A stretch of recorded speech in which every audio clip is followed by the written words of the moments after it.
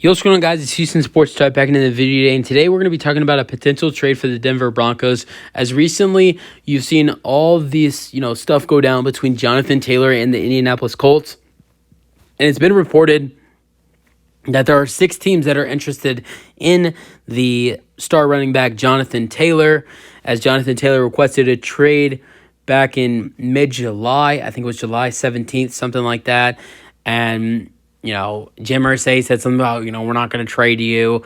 And then Monday, just a couple of days ago, the Colts gave Jonathan Taylor permission to seek a trade, but he does have a Tuesday deadline till next Tuesday.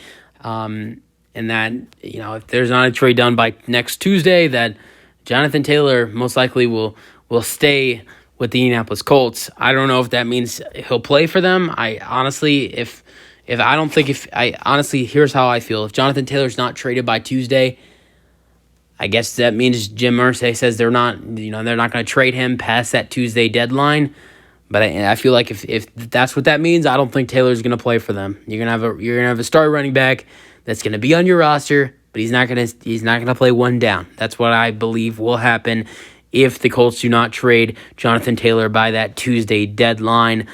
But so, only half of those 6 teams have been, revealed of what those teams are, who those teams are. One of the teams that, it's been the big team to be interested in, Jonathan Taylor is the Miami Dolphins, but, they've actually had negotiations with the Dolphins. I think I just read something like 30 minutes ago about the Dolphins, the Dolphins getting denied for their offer with Jonathan Taylor, but 2 new recent teams that have been, revealed as Jonathan Taylor interests. 2 teams that are interested in Jonathan Taylor are the Denver Broncos and the Chicago Bears. Everybody kind of had an idea that it was going to be those 2 teams that had some interest in Taylor and could be 2 teams that would possibly be interested in trading for him. But now it's official that these 2 teams have reached out to the Indianapolis Colts about Jonathan Taylor. And, Russell Wilson made some comments about Javonte Williams being their running back 1. And, I don't know what else he said.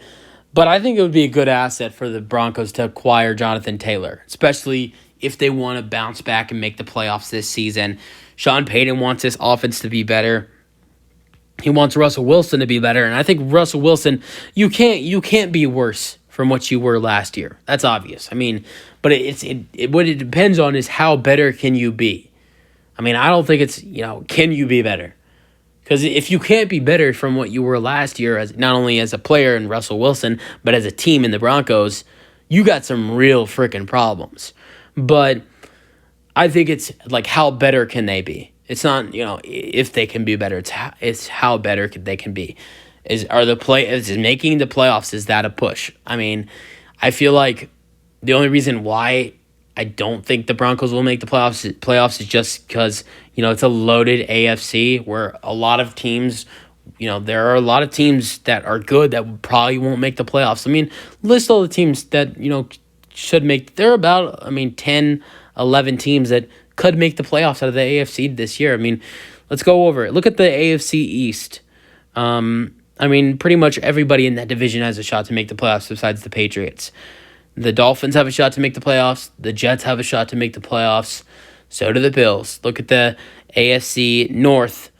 I honestly, the way I feel about the division, I think everybody in that division has a chance to make the playoffs. So now that's 7 teams in the AFC that have a shot to make the playoffs. Look at the Broncos division. The Broncos, I think they have a shot to make the playoffs. You don't have to say Chiefs have a shot to make the playoffs. They will make the playoffs. That's 9. The Chargers have a shot to make the playoffs. That's 10. Then you go to that last division of the AFC South. That's the least strongest one. You got the As a Texans fan, I want to say the Texans, but the AFC is too loaded for us to make the playoffs this year. Maybe we can be way better, but no, they're not going to make the playoffs. But the Jaguars will make the playoffs, winning that division.